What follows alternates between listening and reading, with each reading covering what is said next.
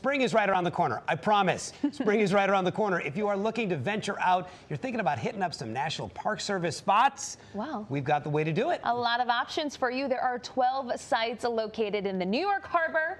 Travel journalist Jennifer Broome has visited them all, and she's back with our plans. You're going to help us plan this out, how to visit these spots right here. We don't have to go too far. Yeah, guys, I did 10 of these sites in 2.5 days in an article for AAA. Yeah. Wow. There's so much to see here, and this is the perfect year to do it, with it being America's 250th. Yes. Great year to get out there and explore. And you know, you never explore your hometown. We all know that, right? Yep. You never explore the place that you live. So this is a great way to kind of be a tourist in your own town. Break it down for us. You say that we can hit up 5 parks in a single day, or 5 monuments. Is that right? Crazy. Yes, it really is, guys. Yeah. Okay, we're going to start with the big one first, the one that I think most folks know, Statue of Liberty. But to get there, guys, you go through Castle Clinton, which is where New York started. It's a national monument. That's where you go for will call for your crown ticket. If you're going to do that, I highly recommend there. You can see it right there. Yeah. You have to go through Castle Clinton to get your tickets. Then you go on and you do the ferry. Make sure you book your ferry in advance. Make sure you book your pedestal and or crown tickets in advance as well, so that you can go do that. And yes, it does involve a lot of stairs, but that view from the crown is just, it's so cool. All right, so from there, you go over from Statue of Liberty to Ellis Island, which is part of Statue of Liberty National Monument.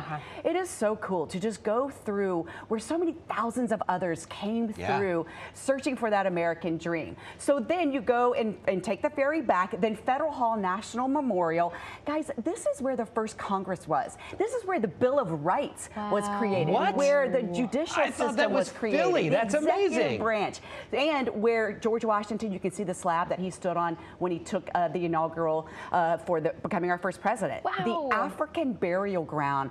This is the largest known burial ground for freed and enslaved Africans in North America. They found 15,000. It's worth seeing that. Especially Black History Month. Yeah, that's a must do. And then head to Lower East Side Tenement Museum. This is incredible. I did the 100 Years Apart tour. You have to do a tour in order to see these apartments. There were 15,000 people who lived in these apartments.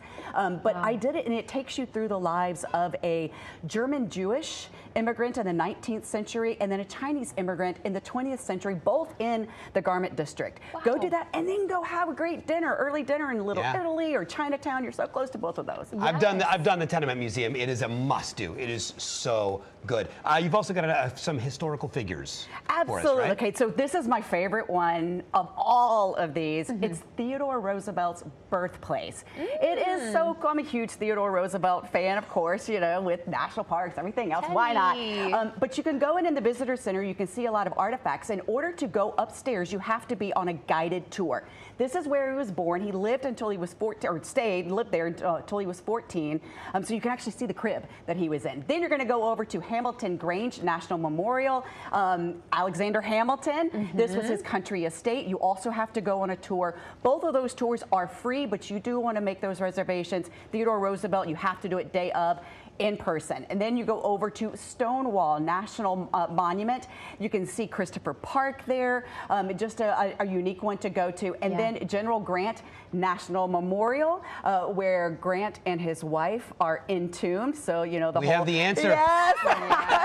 We have the answer to the age-old question. Yeah, but it is the largest mausoleum in North America. So you may not know that. Yeah. I love it. You're saying that a lot of these require the tours, but I love that because then you're getting those extra facts rather than just walking around. You get that extra special piece of it, right? Well, and you see those artifacts, and you really are stepping back in time when you step into these homes, especially, and they're free, which is fabulous. Free is amazing. Now you're going to take us outside. We have some outdoor adventures as well. Absolutely, guys. So we were right before we came on. We were talking about how many islands can we name around the area. One of those being Governor's Island, which, guys, I did this in winter, so don't miss it in winter as well. If you want to get away from the city very easily, go over to Governor's Island National Monument.